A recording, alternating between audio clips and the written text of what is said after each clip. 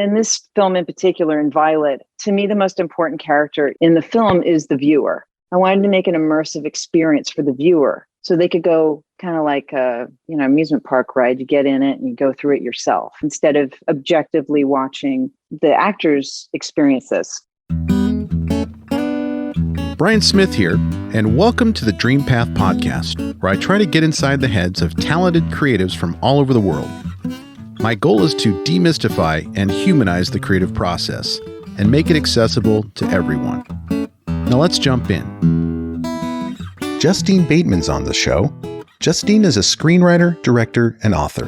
Her acting credits include her role as Mallory Keaton for 7 seasons on Family Ties with Michael J. Fox, followed by numerous roles in television and film, like Satisfaction, Men Behaving Badly, Desperate Housewives, and Californication.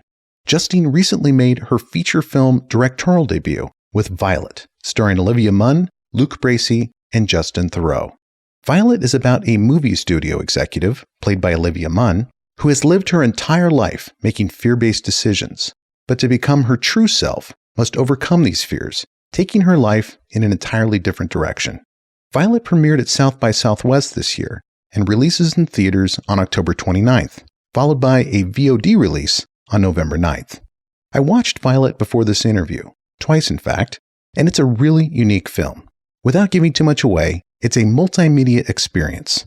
There's a voice in Olivia Munn's character's head, narrated by Justin Theroux.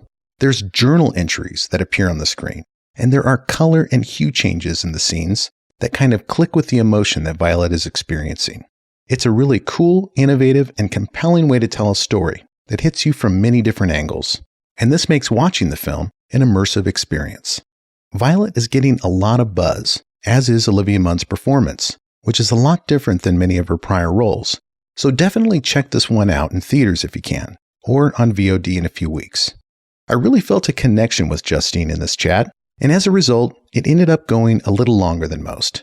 We talked about her book from a few years back called Fame, how COVID protocols can inhibit the creative process on set, and why Justine believes that Violet, even though it's one of the more unique films I've seen, was one of her more conventional screenplays. We also talk about why she chose this screenplay out of the many she's written to be her first feature, how she attracted so much A-list talent, and what advice she has for aspiring filmmakers wanting to break into the industry. In a nutshell, this was a badass deep dive on some fascinating topics. So without further ado, let's jump into my chat with Justine Bateman. Justine Bateman, welcome to Dream Path Podcast. Well, thank you. First of all, I want to tell you, do you do like radio? I mean, your voice, you have like the perfect radio announcer voice. I'm sure you've been told that as I was listening to your other podcasts. Oh, yeah? Yeah. Oh, it's kind of you to listen. I'm not into radio, but I just started this podcast a few years ago, and, I'd never thought about my voice or the quality of my voice until I started listening to myself, and then I get all self-conscious about it. So I appreciate the compliment. Sure. Well, Justine, I was off mic when I said this, but I was just finishing your book, Fame.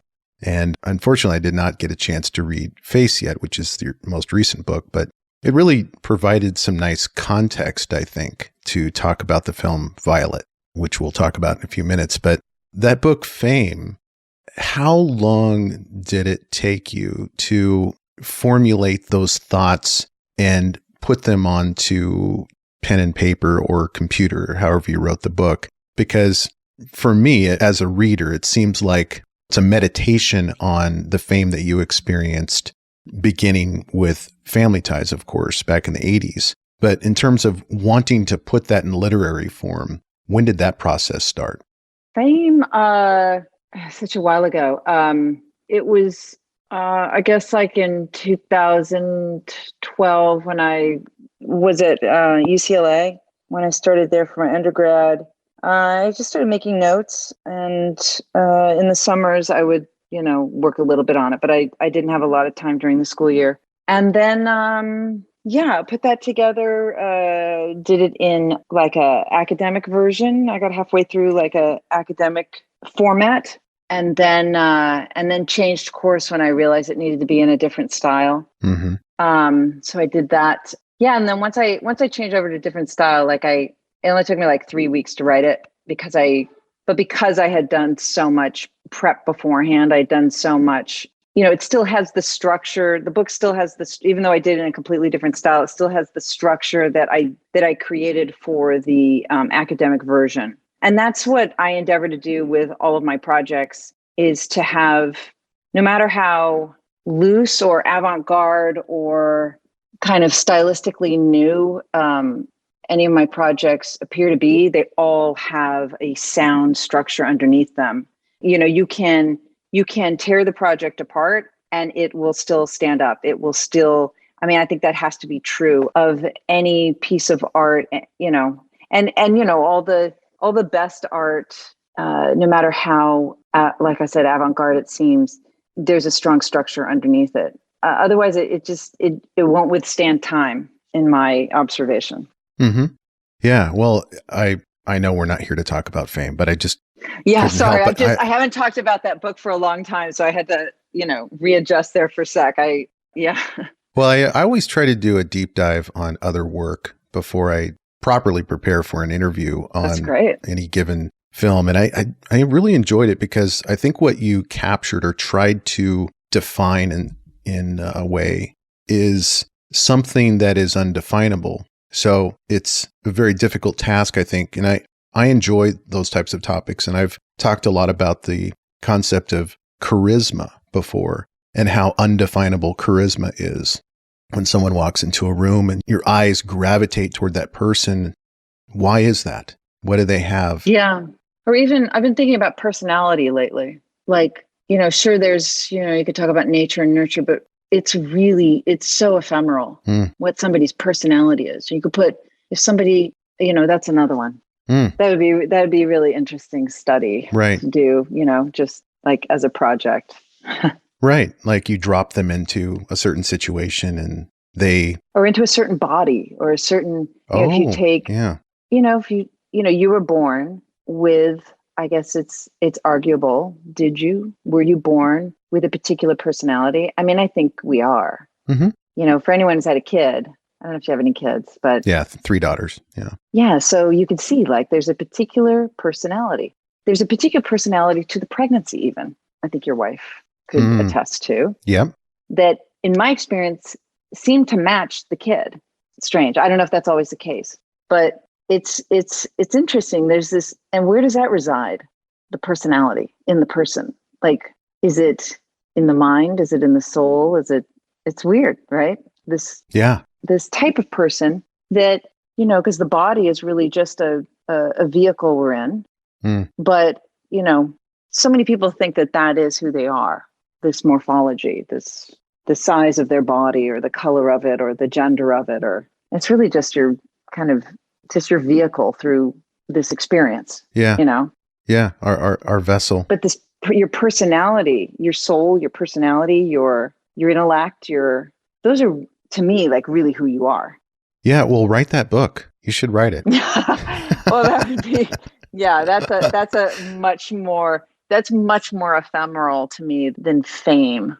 Though Fame is like completely inexplicable. I agree with you. Like that magnetism, what is that? Mm-hmm. And in the same way, Fame, what is, someone walks in the room and like everything in the room changes because they just walked in. Like how, why, how did that happen? How did everybody in the room? And then, I just tried to focus on that in that book.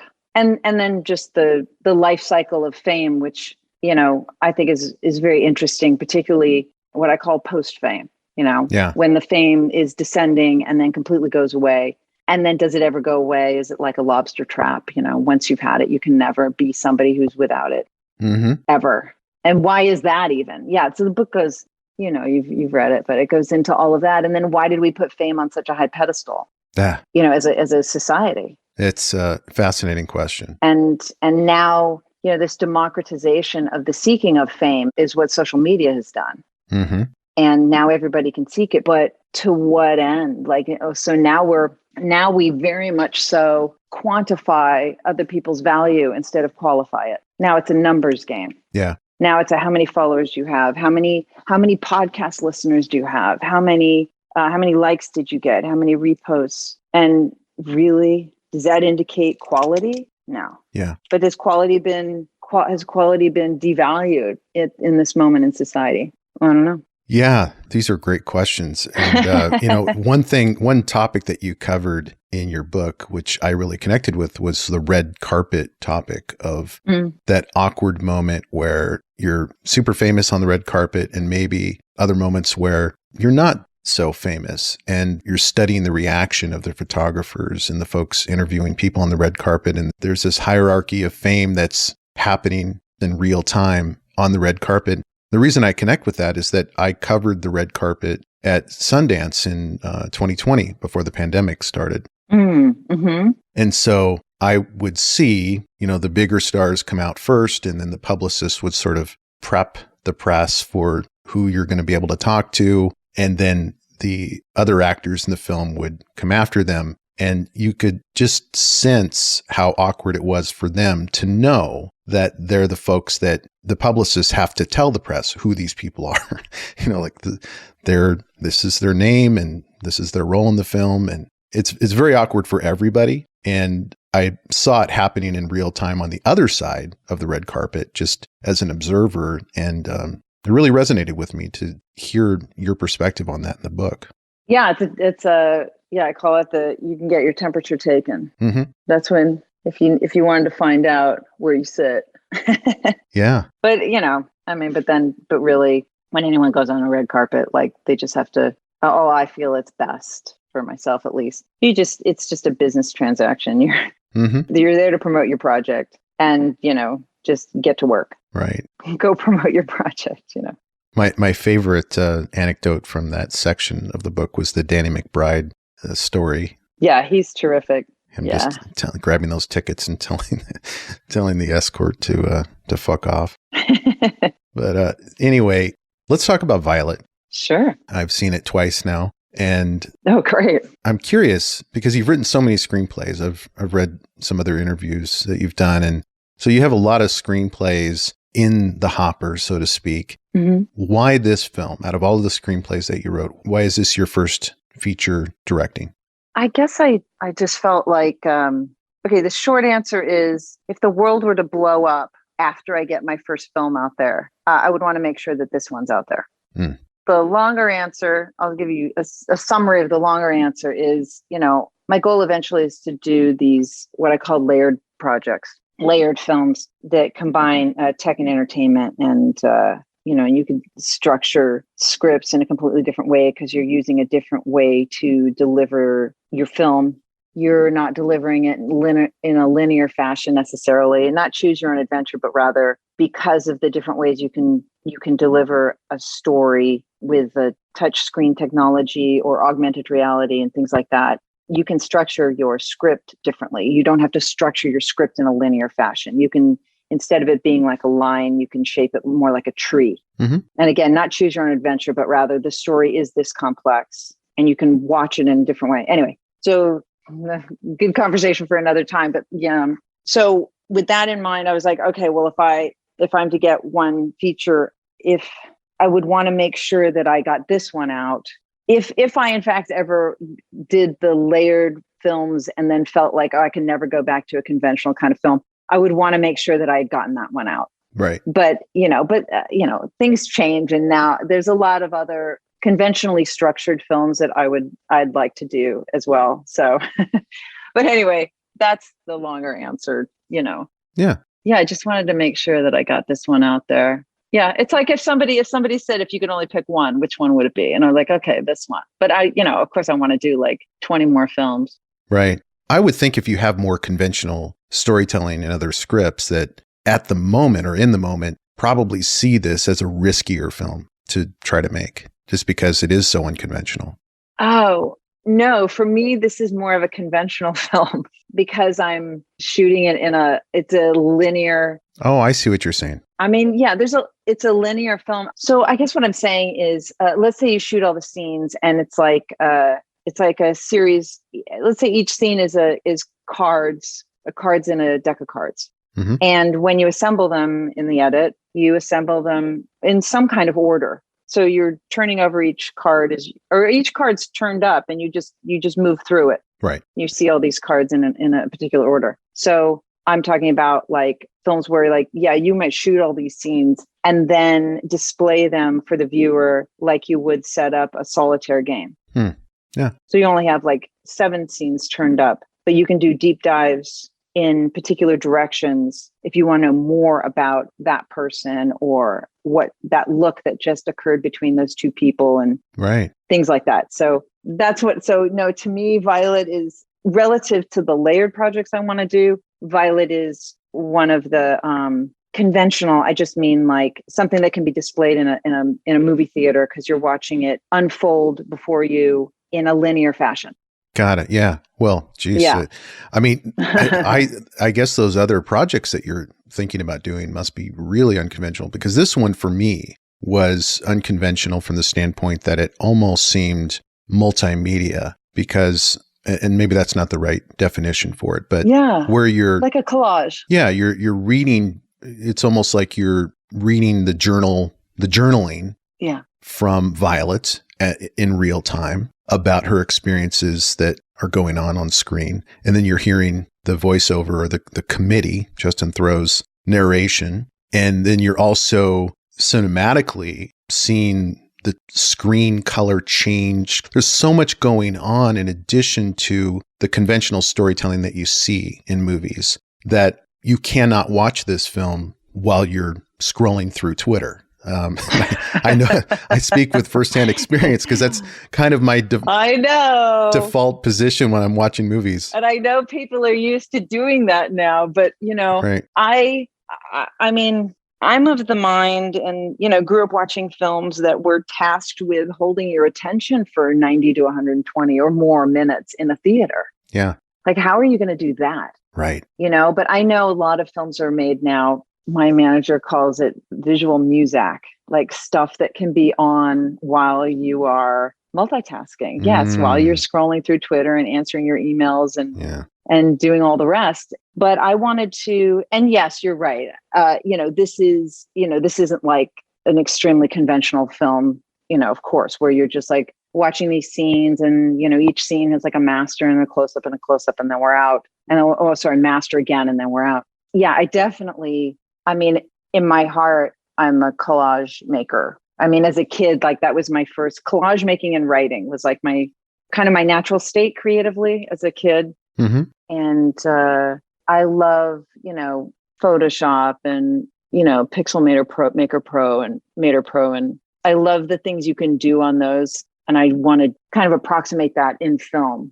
And in this film in particular, in Violet, to me, the most important character in the film is the viewer. I wanted to make an immersive experience for the viewer so they could go kind of like a, you know, amusement park ride. You get in it and you go through it yourself instead of objectively watching the actors experience this. And yeah, my real hope is that, because it deals with like, what would you do if you weren't afraid? Like, and how do you get to a life where you don't even have to ask yourself that question anymore?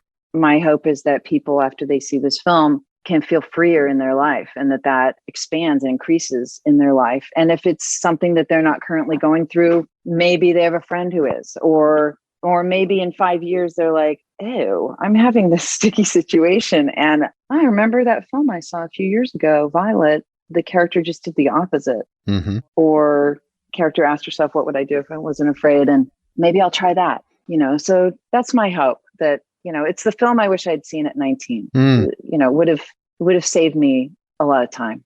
Yeah. Well, mission accomplished in terms of the immersive experience. It is immersive in a lot of ways, but what struck me is that you took what would normally be sort of an unrelatable character from the standpoint that Olivia Munn is this A-list actress who her character is working in Hollywood in a film studio where, you know, most people don't know what that's like. And they probably look at it as, you know, that's Hollywood. It's not me. But, you know, that old cliche, everybody's fighting a battle you know nothing about.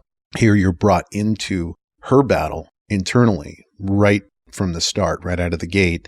And it's disconcerting. It's unsettling, but it makes her very relatable because I think everybody, even if the voice isn't as loud as Justin Theroux's or as assertive or aggressive, everybody has a voice. Right. You know, chirping in their ear. and making them feel insecure and kind of changing the way they should actually be living their lives. So it became relatable very quickly, and it was extremely, immersive from start to finish. So well done on that. Thanks.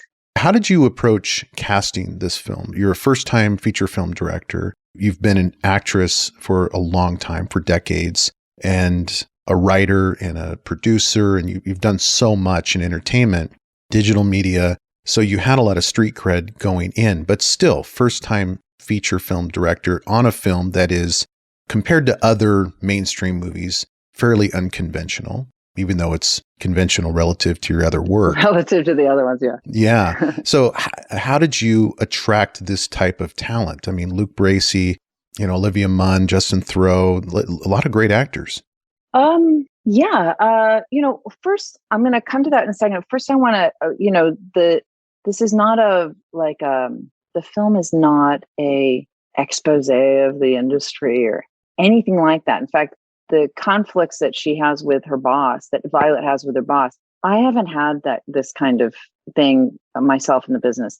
It's really just, I wanted it to be an actress that looks like this. I wanted it to be, she has her health. She's very beautiful. She doesn't seem to have any problems. She works in a business that is very aspirational to many people, and in a town that, many people would like to live in. I wanted to eliminate all the variables where somebody might point to and say, oh, well, that's why. That's why she's hard on herself. She's not very good at her job, or she doesn't have very many friends, or she lives in a town that's very kind of dark and industrial. And I wanted to eliminate all of that so that we could just talk about what's going on in somebody's head. And that's it. And then in that sense, too, if somebody's own voice is saying, oh, well, no wonder you don't have any self-confidence. You're at this job. Maybe they'll see the film and go, yeah, but wait a minute. She doesn't have a kind of dead-end job like I feel like I've got right now. And yet she has this going on too. Right. So maybe I can get out of this without having to, sometimes we convince ourselves, well, you don't have any self-confidence because you don't have the right job. You're not married to the right person. You're not in the right city, blah, blah, blah, blah, blah. And then you just feel trapped like, oh, well, I'll never feel confident then.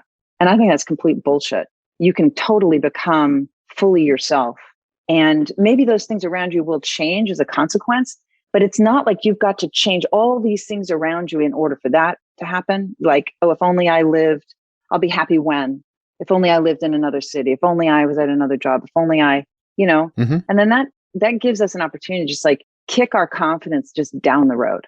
Right. It becomes this, I'll be confident when, or I'll be happy when. And I think there's a better way.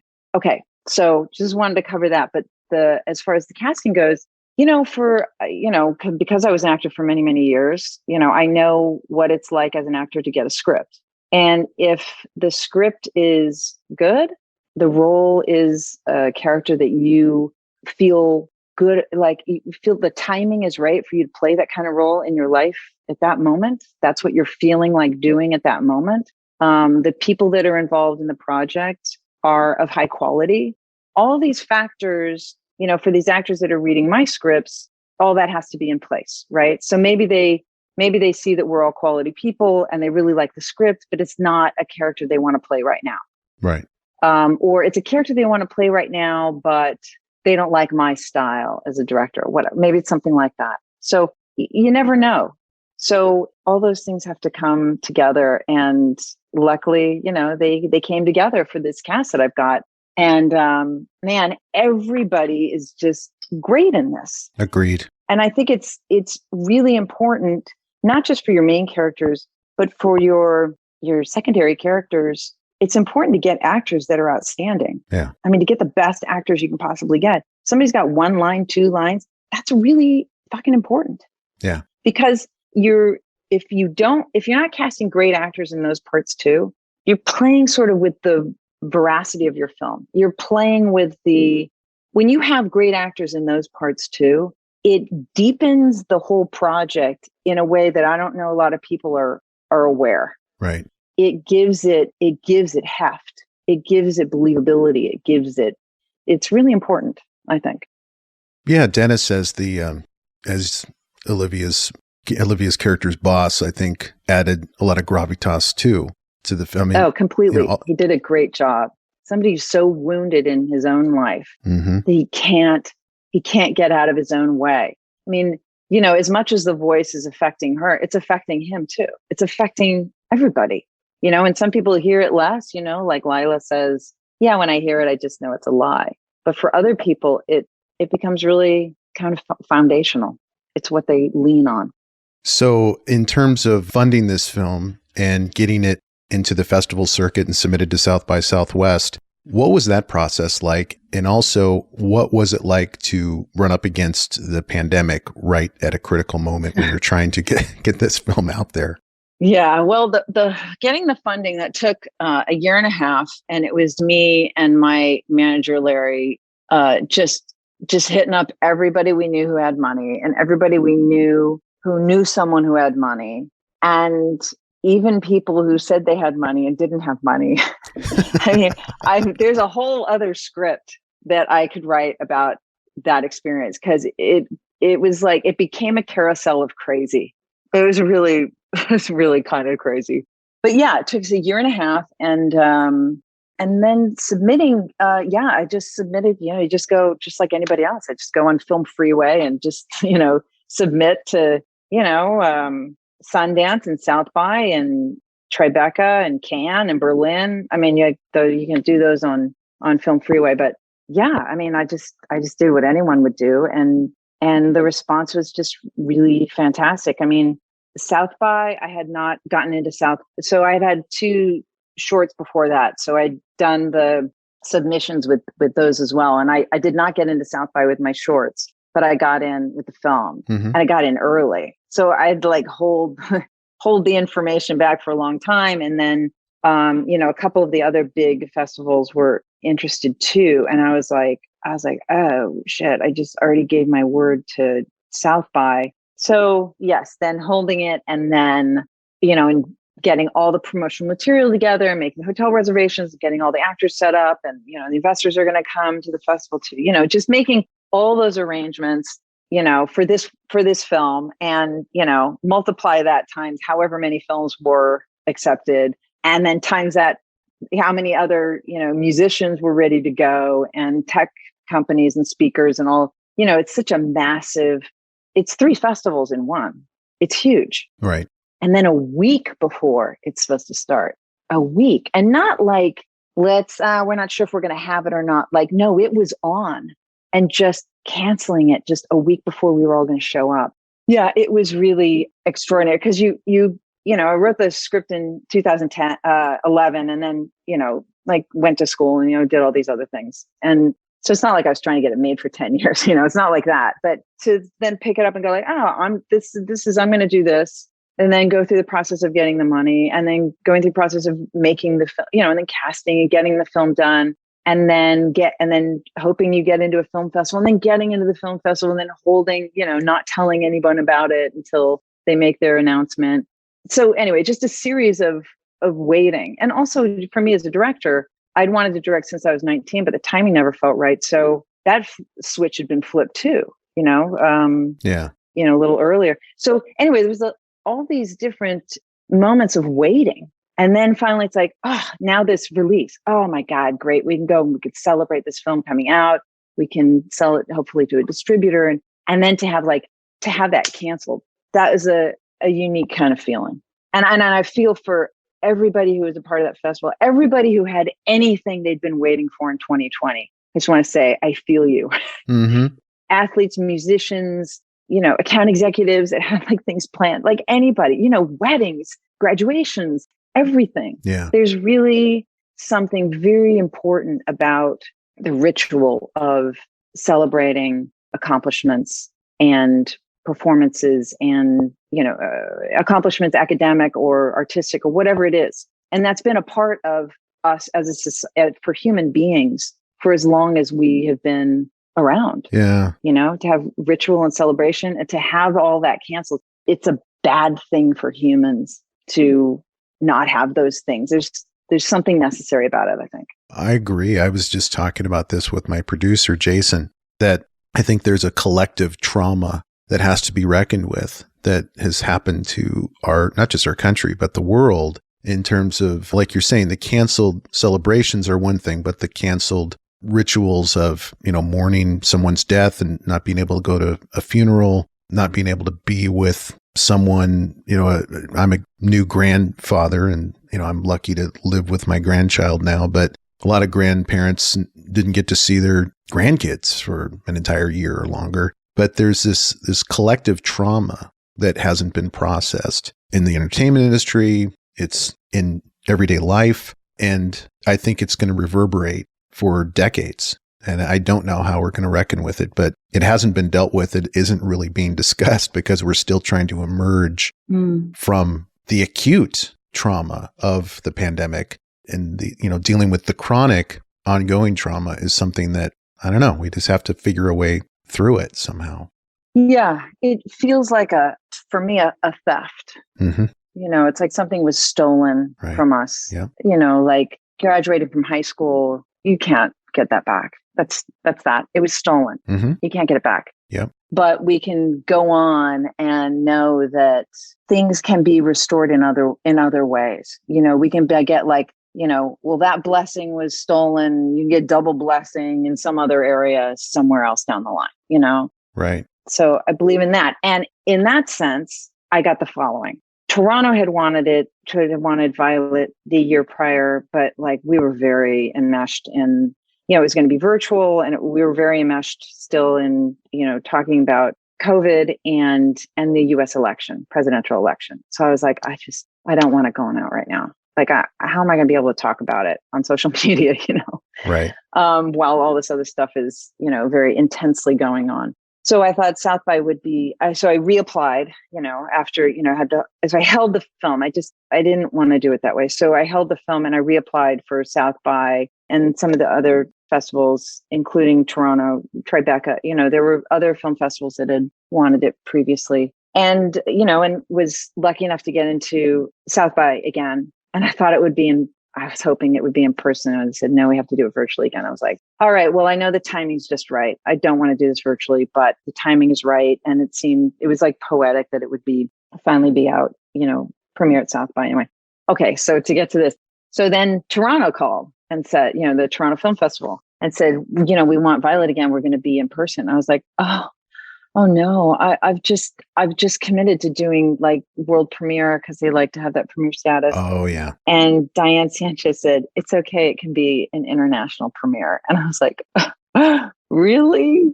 Really? Are you really going to be in person? Like for real? And I couldn't believe that because I thought, all right, well, I know what it's like to have, as a short film director, I got to have that experience at TIFF. That was where I premiered my first short. And, you look at what the experience was like for feature directors while you're there and you're like, someday, Mm-hmm. So I thought I had written it off. I thought, okay, I'm not going to get to have that experience as a feature director for my first film at a festival because I'll have to do it virtually because of what's going on. Right. But then when Diane Sanchez at TIFF said, no, we're doing it in person and I want the film here. And I was like, wow, this is great. So I was really lucky that I got to have an in-person experience with this. You got the best of both worlds. At TIFF. I really did. Yeah. I really did. And we got to do it inside a beautiful theater and then at an outside theater, which was great. And then drive-in, which was terrific. Yeah, I had a great experience there. And, very grateful to South by too for taking the film twice. And that's it. I just applied like any other person, really. Yeah. And so you were probably on the edge of your seat because not getting accepted the second time around after getting accepted the first time, that would have just been gut-wrenching. Yeah. I was hoping I'd get in somewhere. Yeah. Yeah. Yeah, that would have sucked. So in terms of the theater release and then the VOD release, October 29th, I think, is the theatrical release. Yeah. And then a week or two later, VOD? Pretty much. It'll be in theaters on the 29th of October, like you said, and then wider on the 5th of November. Like it'd be LA, New York on the 29th, and then more cities on the 5th, and then online on the 9th. Got it. As you may have noticed, there are great resources and advice mentioned in all our episodes. And for many of them, we actually collect all of these resources for you in one easy place, our newsletter. You can go to dreampathpod.com/newsletter to join. It's not fancy, just an email about each week's episode, featured artists, and resources to help you on your journey. Now, back to the interview. So, as an entertainer and a digital media expert and a computer science academic and everything that you have going for you career-wise, what do you see next for Justine Bateman creatively? Thank you. It's very nice of you. Creatively, well, there's a third book I'm going to do about going to college. I went in as a freshman at 46, graduated at 50. And that book I'll put that together at some point. And then more immediately though, I have some, like during the shutdown, I wrote a lot of scripts just because I wanted to be in some other reality. Mm-hmm. So I want to shoot those. One is an adaptation of Face, because the format for Face, my second book, is 47 short stories. So I've taken 14 of them and adapted them in script form. So I'm looking to raise the money for that. It's just like I'm just back at that process now, like raising the money for these projects. So there's that. There's a satire that I'm looking to raise the money for. Yeah, just trying to get another film going and hoping that these shooting protocols can be relaxed. Because right now on a film set, for anyone who doesn't know, about 1/10 of your budget goes towards COVID testing, sanitization. The COVID marshal. COVID marshal. Overseer, yeah. Yeah, and it's like 1/10 of your budget. I've heard that. Yeah. And it's difficult to get for larger films. They can, if it's a studio or a streamer, they can insure themselves. But if you're an independent film, it's difficult to get insurance right now for your film. And if you've got to shut down for a week because someone's become infected, that could just like destroy your entire budget. I don't know. So and I also don't want to be told who I can stand near, while I'm directing. Directing a film is complex enough, and I really salute anyone who's done it under these circumstances. It's really tough, and with some terrific results, like The Guilty. I don't know if you've seen that, the Jake Gyllenhaal film. He and the director did just a great job. And that was all done like under like very specific restrictions because the director had to be isolated, or I don't know all the details, but they did a great job. Yeah. They really did a great job. I just started that film. I haven't finished it. It's not easy. Yeah. It's that film in particular, like Gyllenhaal does, it's very difficult from an actor's point of view and also from a director's point of view to hold an entire arc of the film story in one performance. Right. Like that's not very easy. So they really did a good job. Yeah. But yeah, I hope to not. I don't really want to shoot under these conditions. I've heard other interviews with you where I've kind of gathered your take and perspective on that. And it's a little bit contrarian. I don't know if that's the right word, but you're definitely not in the camp of bending over backwards to, I guess, carry out the narrative of let's be as safe as possible, no matter what, safety above everything else.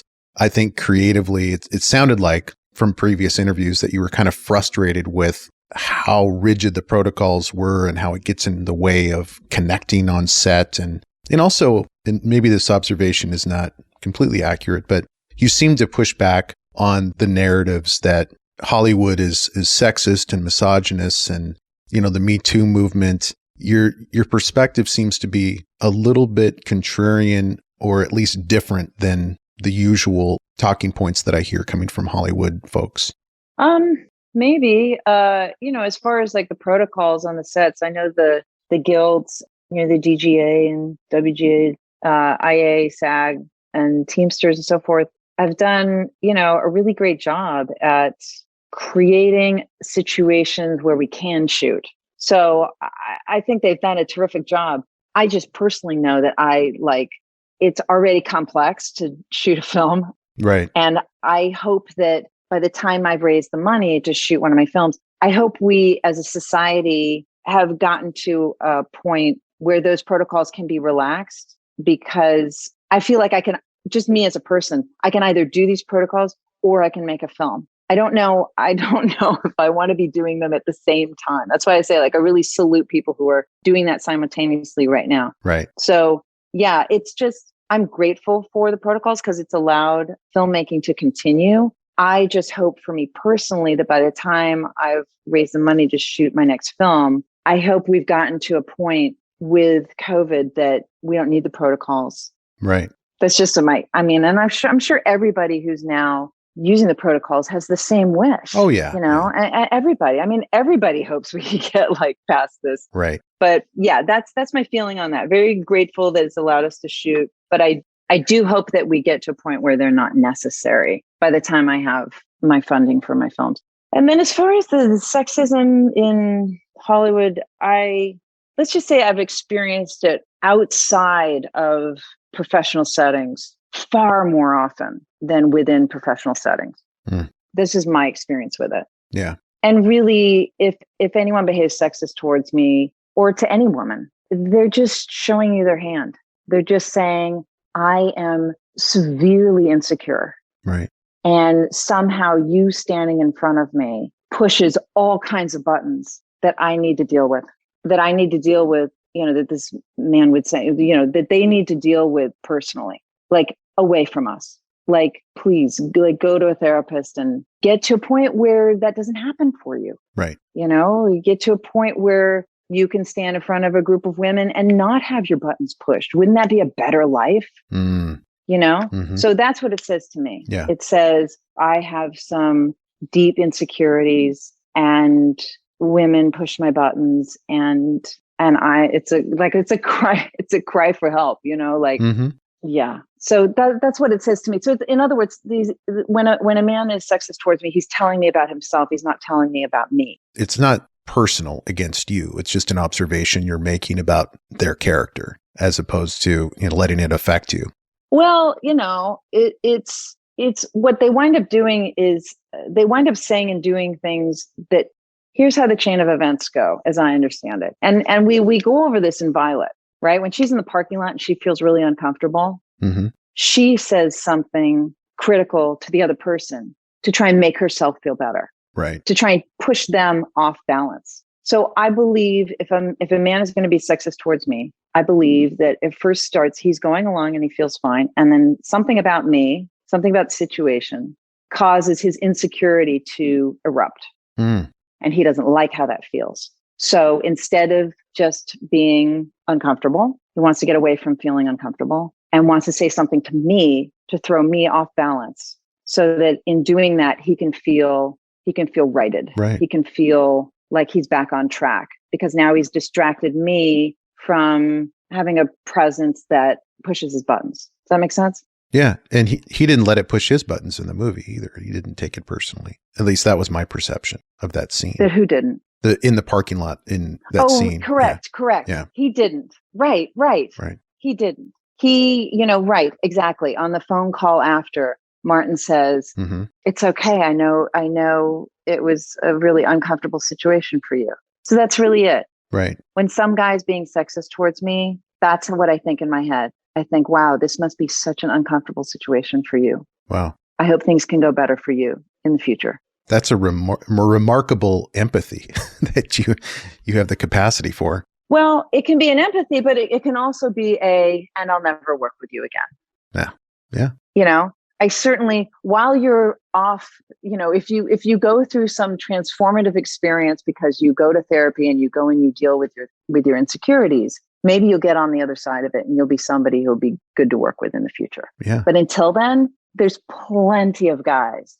There's plenty of men and women who don't have this insecurity that causes them to just like lose their shit. Right. And I've worked with so many of them. So many people who are fantastic in this business, male and female. There's so many to choose from. I'm only talking about my situations. I'm not talking about anyone else's. And I'm talking about situations where I have a choice. Because I know a lot of people are in situations where they don't have a choice, or they don't feel like they have a choice, or the choice isn't presented to them. Right. So I'm just talking about a situation where there is a choice, mm-hmm. where you go like, I'm talking to a bunch of different people to do XYZ with, and you seem to have like some insecurities. I wish you the best. Yeah. I'm not going to be working with you. I'm going to be working with these other people who don't seem to like lose it when there's like something to discuss. And yeah. So boy, that's a long non-soundbite answer to your question, but that's my position on it. Well, it was a poorly worded question, and I appreciate you expounding on it in the way you did. And I don't, to reiterate, like, I don't find the entertainment business to be spectacularly different in the number of men who are sexist than other industries and just life out there. Right. I've come across this rarely in the entertainment business for myself personally, but I've come across it a lot more often outside of the entertainment business. So sure, does it exist in the entertainment business? Yeah, but any more or less than other places on the planet? I'm not so sure about that. I mean, I shouldn't say, well, that was very vague. I say any more or less. That was a silly way to say it. Rather, I should have said, sexism is going to exist anywhere you have an insecure male. Yeah. So, and where do we think that could be? Well, anywhere. Universal experience, pretty much. Yeah. But I've found every situation, I've found an awful lot of guys in the entertainment business who are just fantastic to work with. So no, I don't find the entertainment business to be spectacularly sexist at all. Not my personal experience hasn't proven that. I'd like to ask you about advice you may have for folks wanting to get into film, given that you started in the industry at a time when there was no democratization of the industry, or very little. I mean, there was a pretty big barrier to entry, I think. And now that technology has evolved to the point where people can shoot films on their phones, they can become TikTok famous or YouTube famous. There are so many points of entry into the entertainment industry, into being seen and heard. But there's still people out there that want to do something very specific. They want to either make television or film. And I don't even really draw a distinction between those two mediums anymore because of the way TV is shot. Episodic television has just completely evolved. But what advice do you have, given that you have this experience and education in digital media and computer science and also acting and writing? What would you say to young people wanting to break into film right now? Like what is the first step, or what are the series of steps that they should go through? Or is that an unanswerable question? Oh gosh. I mean, there's so many ways to answer that question. I think, yes, as far as barrier to entry, sure, it used to be, you have to, work on a TV show or a film. There's going to be distributed by these means. And that was that. So yeah, it's super cool now. You can have international distribution of anything you want to do just with a click of a button. It's right. Crazy. And I remember, we're so accustomed to it now, but I remember in 2007 when, the bandwidth could have, I don't even know if it could yet. YouTube had this restriction on length of videos that was 3 minutes. Oh, I didn't know that. For quite a bit. Yeah. And so everybody was going like, oh, well, episodes of series online have to be 3 minutes long. And I was like, no, that's a YouTube restriction. That's not what we have to do. Mm-hmm. There are other platforms like New TV and places like that. Anyway, it's funny that they thought that's the way it has to be. And I'm like, but it's a technical restriction. Right. Because their servers couldn't handle more than 3 minutes. But yes, so it's true. There is that barrier to entry has been lowered and changed. But to me, there is still a very specific barrier to entry that will never change. And that is being good. Is what you're doing good? For anybody who's thinking, who's not in the business, but is thinking about getting in the business, I just ask them why. Right. It's fucking hard to do the work. The work is hard. To write something that's really good and then to get it funded and then to make it work when you're shooting it, which can be two different things. And then to make it work in the edit, and then to hit a particular zeitgeist, however small, in society at that moment it gets released. And all the components that are, getting the right people together to do it. And there's so many ways it can go sideways. Yeah. And you have to ask yourself why you're doing this. And if your answer is, I can't not do it.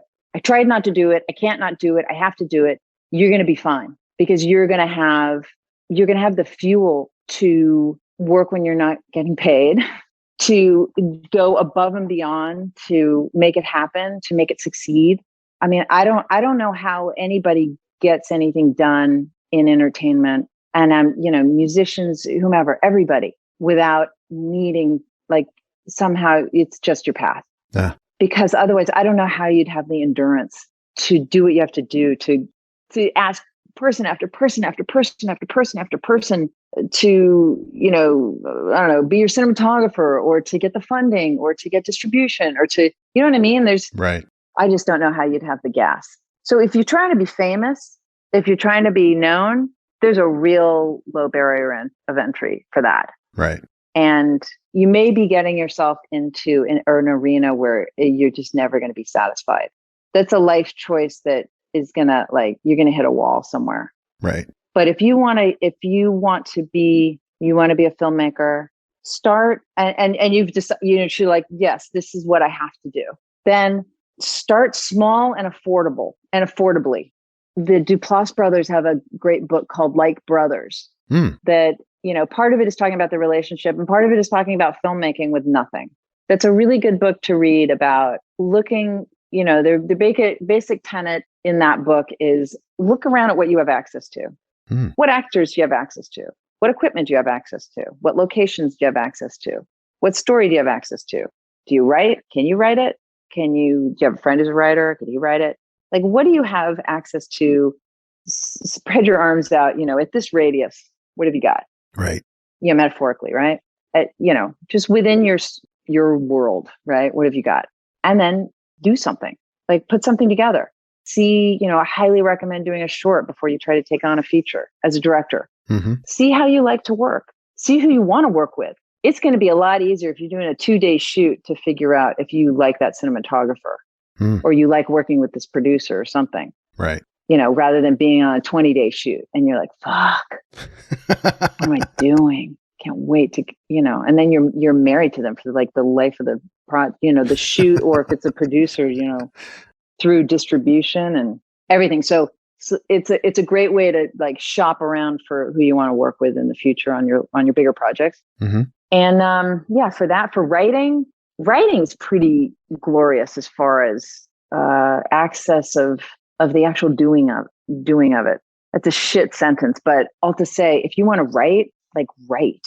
You don't have to get anyone's permission. It doesn't cost anything. You can actually just do it. Right. You know, as an actor, you got to wait to be, you know, picked off the line, you know, like in dodgeball or something, like in the schoolyard. You got to wait till somebody picks you. Right. Directing, you have to be given a situation that you're actually directing, or, you know, generate it yourself. But then you got to get a bunch of people together to do this project. But man, writing, you just get it done. You know, it's like painting or something. I quote Stephen King quite often in this podcast because his book on writing really resonated with me. But I think it was in that book that he said, ass plus chair equals writing. Yeah. Pretty simple. And basically just be brutally honest with yourself as to whether or not it's good. If you think it's kind of conventional or it's okay, well, is that okay with you? Yeah. I mean, you just be honest with yourself, you know, or if you read it through and you're like, oh God, that really just sounds like that sounds like a dialogue exchange of, you know, it's shit. If you know it's shit, then take a tape recorder, go record some conversations. I mean, don't, you know, use it for your own purposes. If you're in the state of California, you got to tell other people you're recording them. But if you're not using it, if you're using it for your own, and then transcribe it. Right. Or record an hour-long conversation with a friend, and then, you know, for no other purpose than to transcribe it. And it's going to take you a long time to transcribe it, but holy shit, you're going to see how dialogue is really structured. Right.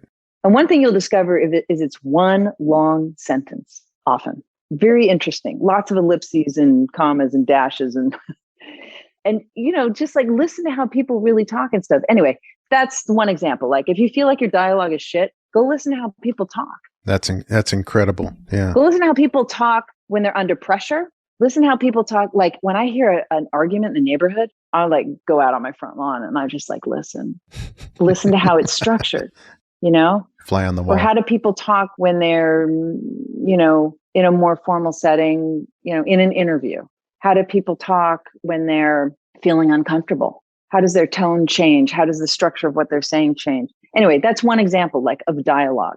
Or if you're wondering like, man, I really want to shoot, I've got this idea for an action film and stuff, but I don't know how to go about like structuring stuff. Go buy some scripts. of really good action films and see how they're structured. Is it structured within the script, or was it the director? Was it what the director did with it, with storyboards and stuff that really gave it form? I mean, man, like if you want to be a good novelist, read some great books. Yeah. If you want to have better style and the clothes you wear, start looking at what kind of outfits do people put together who have great style. You do that. Have a bar of entry for yourself where it's got to be good. I like that. I like the dichotomy between fame and being good that you just laid out there, because, as you said, the barrier to entry for being famous, whatever that means, TikTok famous, views, likes, is much different than the entry barrier to just working in the industry, and making movies or acting, where you really have to be good. It's a meritocracy when you strip away the fame part of it. And, how do you get good? And your answer is the best I've heard in recent memory. And I asked this question a lot on the podcast, but you really laid out a nice roadmap for people to think about what it means to be good. How do you get good at whatever it is you want to do in film and television? But I did not know that the Duplass brothers wrote a book. I'm going to put that in my show notes, and I'm also going to order it and read it, because I think they're one of the best examples of working with whatever they have access to. And that's a great way of putting it. But they seem to work with folks that they're comfortable with on budgets that are clearly not, big budget blockbuster type of movies, but they're great films. And they're so prolific. I mean, they're just constantly cranking out really solid work. And I think that, and I follow Mark, at least on social media, he's such a positive presence in Hollywood and so supportive, it seems, of everyone around him. He just wants to lift people up. And, like with Room 104 on HBO, just giving actors and directors a chance to be a part of the creative process and put out a lot of stuff that's fun and good. So thanks for sharing that book idea.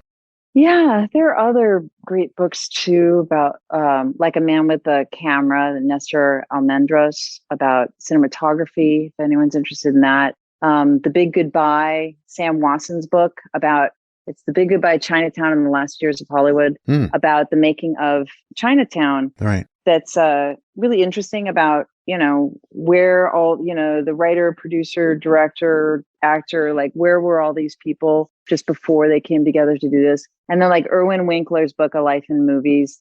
I found the first half where he's talking about producing, where he started out and stuff. That's very interesting, about like, if somebody wants to be a producer, like what does it take? Are you willing to do whatever it takes to support this film? Mm-hmm. What are you willing to do? Right. And like the work is the thing. I do feel like as an actor, if you're not trying to make your next project, your next role, the best you've ever done, then like get out of the business. Like it's insulting to the work. If as a writer, you're not trying to do like the best you can do, come on. Yeah. As a producer, if you're not willing to like, I mean, and look, these are like absolutes. Like there's a lot of variables, sometimes you just can't, or sometimes you've done the best you can. And then, as a writer, you get a bunch of studio notes or investor notes or who knows what. And you're like, fuck. And you got to, it starts making a little bit of a Frankenstein. And so that's understandable. But if it's somebody's core, they're really, as a producer, you care about this film. You care about this film like it was your own child. Mm-hmm. And you're going to do whatever it takes to make the best things happen for it. That's the right mindset to, and like as a director, for me, I feel that to me, it's a service position. I'm being of service to this film. I understand what the thesis statement is for this particular film. And that makes it easy for me to make decisions, all the many, many, many, many decisions you have to make on a film, because they all have to support that thesis statement. Or they could even be in conflict of that thesis statement. And in looking at that contrast, it proves it, just like it's like you're writing a paper every time. And then all the people you choose have to be of that same mind, your department heads, everybody. And I have a responsibility to that film. I'm being of service to that film. And, if you can have that mindset, like it's the work that's important. Mm-hmm. That's a great way of framing it. And it makes me look at filmmaking in a different way, frankly, especially when I look back at Violet. And I love the film, by the way. Thank you. But when I hear your perspective on the importance of paying attention to what the objective is, you're there as a servicing the story, which is serving the audience. Yeah. You can't get distracted with anything else but that objective. And it makes me look at Violet and think, again, like I said before, mission accomplished. Oh, thanks. In terms of the immersive experience, and also, the casting choices, the multimedia approach to keeping the audience glued to the screen. It's a very well executed film, and I really look forward to following your filmmaking career here forward. Thanks. Yeah. One of the examples of that is, when I got to what would have been like my final cut, my final edit, I knew that I didn't quite have it. I was like, shit, I don't feel good about this. I don't feel good about this. Like, kind of like, I just want to like kind of shuffle this under like in a bin where nobody's really going to see it because I don't have it. I don't have it. I was missing the entire project. You felt that way? The entire film? But I hadn't finished because it wasn't what you see now. Yeah. It was, and I'm talking about the handwriting. Oh, okay. The handwriting and the amount of the frequency with which the voice talks. I realized, okay, as soon as the voice stops talking, she's fine. So I knew that I had to have that to be more of a constant. I didn't have it like that originally. And I knew like, God, I'm missing this passionate, desperate yearning. Yearning's the wrong word. Like necessity to get out of this. Like the building's on fire and I got to get out. I was like, fuck, how do I get that in there right now? I felt like I had it in my script. I was like, shit, did I blow it on the script? I felt like I had it when I was shooting, but now I'm in the edit and I'm not. And then I was like, oh my God, I've got it. I'll write it on the screen. And I didn't know if it would work, but what wound up happening was, so I've got the voice, it created this pressure cooker. It changed the performance even. It was really interesting. So you got the voice, banging down on Violet, right? Yeah. And then with the handwriting underneath, this like volcano of passion, like underneath, like bubbling up, needing to get out. It created this pressure cooker on the performance, which was already beautiful, but it created this pressure cooker element to the performance that I was really satisfied with. And then I was like, okay, it's good. It's ready now. It's good. So the handwriting wasn't part of the original script then? No. Oh my goodness. I didn't know that. Okay. So you add that in editing. Yeah. And so the actors at the time, they had no idea. I only had half of what the voice was saying. I only had half of that in the script. Oh, wow. So I knew that I was like, anyway, the thesis statement, right? Yeah. I knew I hadn't serviced it properly when I got to that final edit. It wasn't up to my standards. Yeah. That's fascinating. And so when I increased the number of things that the voice was saying and I added handwriting, I was like, okay, I've got it now. Now it can go out. And whether or not people agree, for me, all I can do is go by my own standards. And did I service this thesis statement? Did I complete what I feel like I was tasked with completing, tasked by the project itself? I know that sounds a little like ethereal, but it's the same thing with the books. Like, what format did the books need to be in? What style did the books need to be in? And servicing that. Yeah. That's really interesting that the actors didn't know much of what was ultimately going to be on screen when they were saying their lines. No, but what's fascinating is that some of the reviews, like for Olivia, and again, she did a great job. Yeah. But it's funny when they said, like, you can see when she's reacting to the voice, saying this and that and this and that. And that when they're citing places where I didn't have the voice talking in the script at that point. Yeah. But it's called advertising uses this method all the time. And it's also in film called the Kuleshov effect, Kuleshov. I think that my editor, Jay Friedkin, told me about. Mm-hmm. So in advertising, you can put a word under an image and suddenly you've assigned a value to that image. Yeah. Through suggestion. And the brain has a very difficult time it seems to me, once it's coupled, the image with that value, once it's created a value, when it marries that image with that word, it's difficult for it to uncouple that. Mm. So when you have somebody who's smiling on camera and then you write underneath it, oh my God, I want to die. You go like, oh my God, I can see it in her face. Yeah. Maybe that's not what was going on for the actor at all at that moment, but it doesn't matter. You've created a value. You've created a new value to what you're seeing on the screen. And you've changed their performance in a way, like you said at the beginning. In a way. Yeah. I mean, again, not taking anything away from Olivia. She did a fantastic job, but it created this other element that one would not be able to uncouple now. Right. And the coolest of that effect is he took footage of a man reacting to something. First he's looking at something, you see he's looking at something, then you show what he's looking at, then you come back to him for his reaction. His reaction is quite neutral.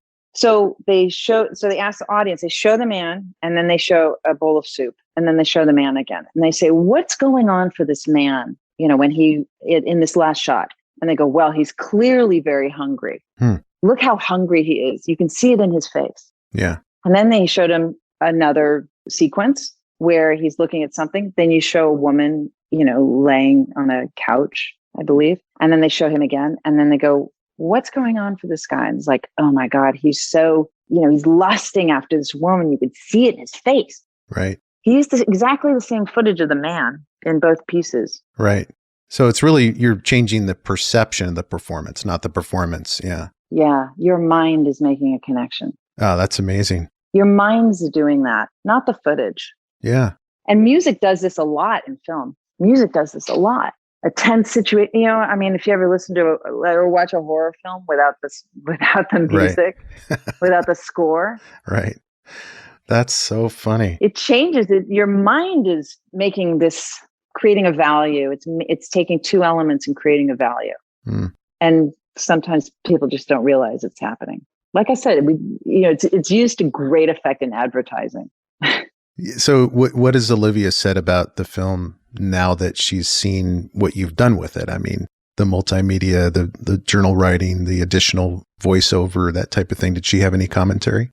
She's a big fan of the film, and and I'm so happy for her that people are seeing this, what she can do, because I don't feel like she was really given the opportunity prior. So I'm really excited for her. I'm excited to see what she'll do going forward.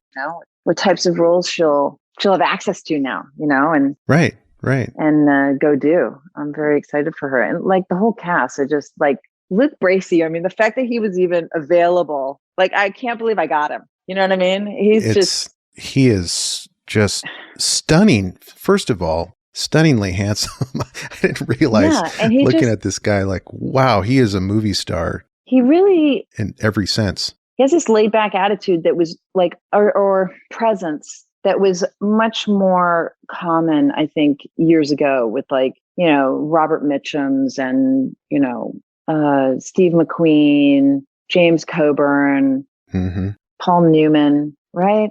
I just feel like Paul Newman. Yeah, exactly.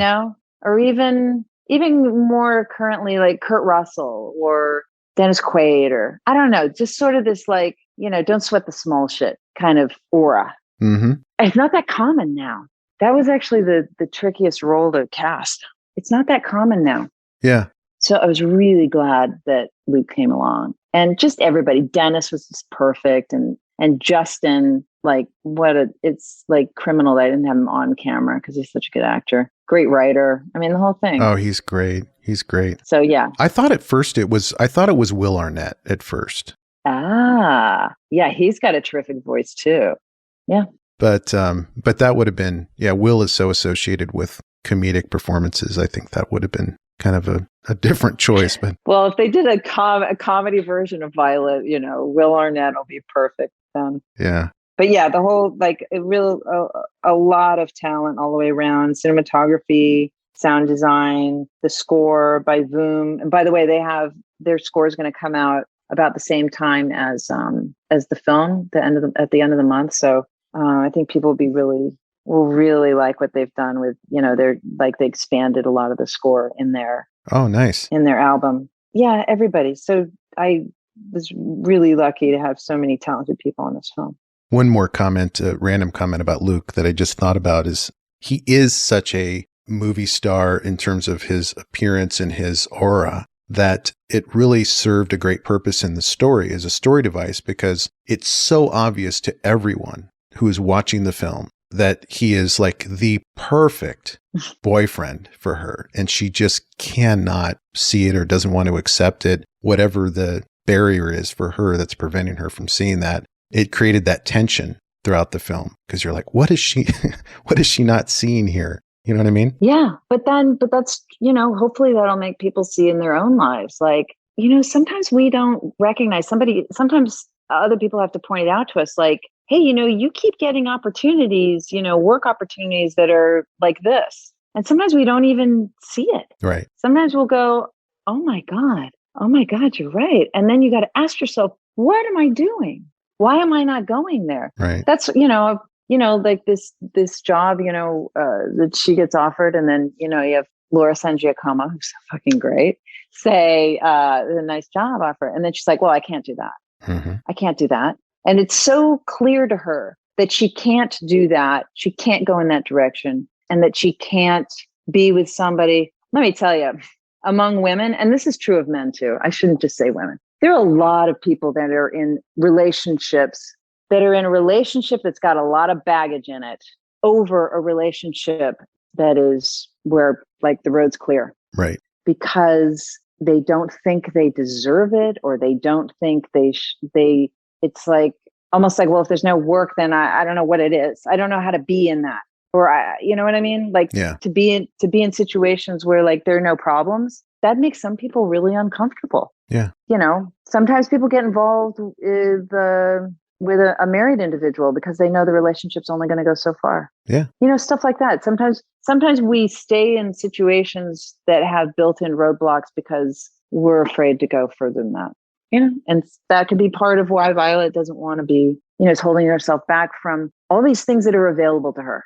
That's another thing. Like, I'm going to eliminate the variables where she's doesn't have access to these great options, because the only thing that's holding her back is that fear.